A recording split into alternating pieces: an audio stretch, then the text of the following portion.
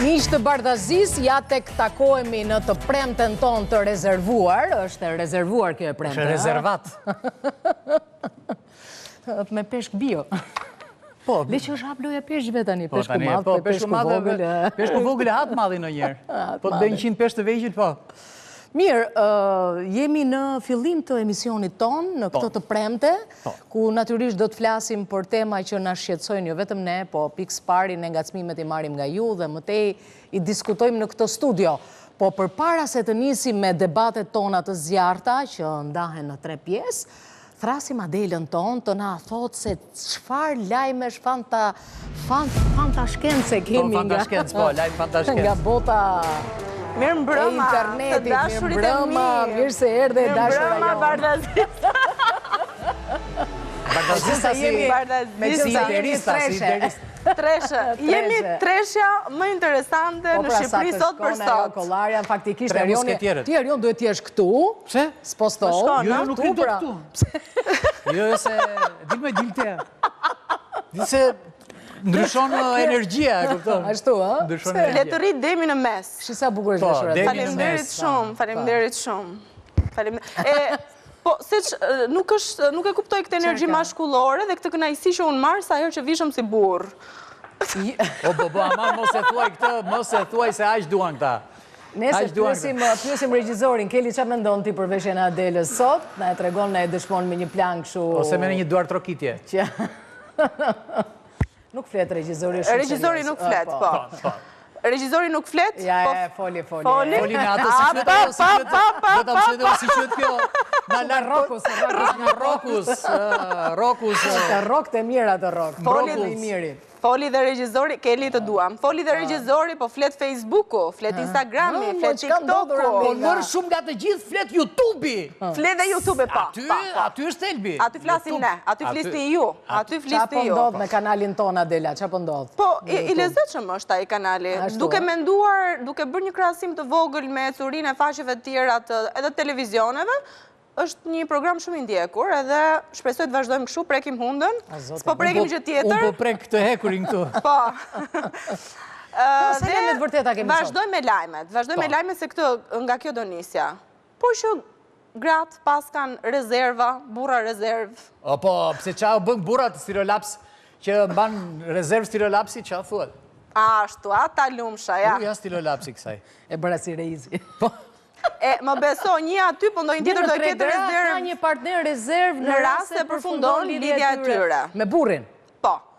Pra, ti gjithmonë mendon që po unë dava, ta kem një aty, se kuj dihet më dhe. Do bëjt e grua si këthy e qafën, a e direkt ikën me ato rezervën. Tani, ky studim është për femrat, të? Ky studim është vetëm për femrat. Po se për meshkut është më shumë se 3.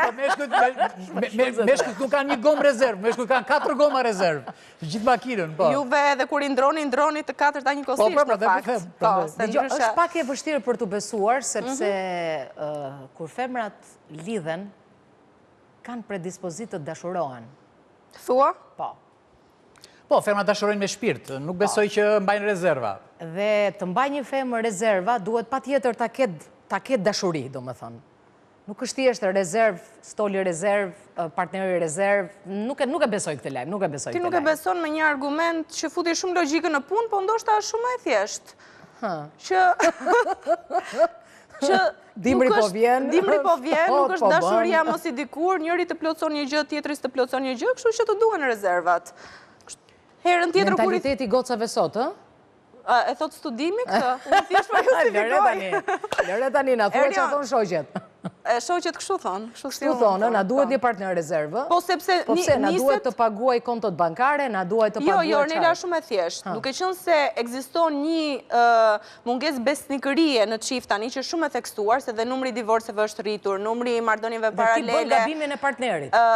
Dhe numri i marrëdhënieve paralele është rritur, është normalizuar, shumë absurditete janë normalizuar. Tani ti thua, në qoftë se unë kam shpenzuar gjithë këto vite me një njeri, kam investuar kohën time, dhe ky njeri unë nga momenti në moment mua më hedh në kosht të plerave se i del një tjetër, dhe kjo ndodh shpesh, pse mos ta kem dhe unë një rezervë? Po rezerva ime. Dhe në këtë rast po hidhen dhe meshkujt në kosht të plerave? Po. Ose dalin shpejt nga koshi se kapin tjetrën, po kuptohet, do më thënë. Se dhe kryeministri ka një rezervë financiare, do më thënë, kështu quhet ajo, një rezervë që e mban për raste fatkeqësish. Po, kështu që është bërë punë rezervash edhe koshash. Nëse Ornella se beson ti Erion? Ja, nuk e besoj këtë lajm. Nuk dua ta besoj. Unë besoj që 1 në 3 mund ta bëj.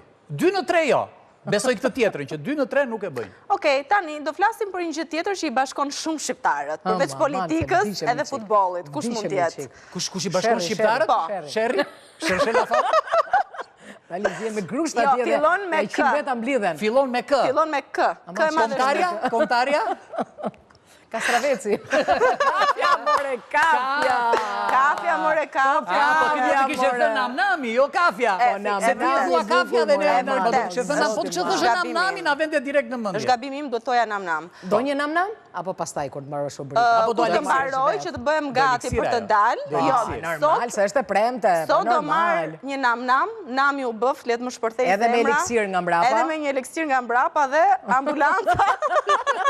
Jo, eliksiri të qetëson. Se kafja të rrit adrenalinën, kurse ajo balancon. Tani, sondazhet thonë se shqiptarët shpenzojnë më shumë para për kafe se sa për vaktin e drekës. Dhe mesatarisht është përllogaritur që u shkon rreth 90 euro në muaj pagesat vetëm për kafe. Kur themi për kafe, nuk shohim kafe kur shkon edhe merr. Jo kafe dhe ujë. Jo kafe dhe ujë. Pa llogaritur edhe kafen turke ose kafen që ti e pi në shtëpi që e bën nga ekspresi yt personal. Ky studim është për Shqipërinë, ë? Është një sondazh. Është një sondazh. Unë besoj. A i dini ju që është rritur dhe çmimi i kafes ka 2-3 muaj që kafeja tani është rritur në, sepse ju e dini që kafja është në bursë, apo jo? Po. Është rritur dhe çmimi i kafes, pra tani kafja shitet ndërkohë edhe më shtrenjtë. Pra nëse ne deri dje pinim një kafe ke 700 lekë, tani s'ka më kafe ke 700 lekë, kupton? Unë besoj sepse ti kafe mund të pish edhe 10 në ditë. Unë pisa duash, edhe që ras... Po, direkt një ditë vetëm një duash. Po. Unë e besoj. Edhe unë po e besoj këtë lajmë. Po që harxojnë dhe më shumë për drek, mendoni? Ne në fakt themi hajde shkojmë për kafe, nuk themi ndonjëherë hajde shkojmë ham ndonjë sallatë. Jo, po ne dëgjoj kafe quhet edhe dregas, edhe mbas dregës kafe i fusim, edhe prap kafe i quajmë, e kupton?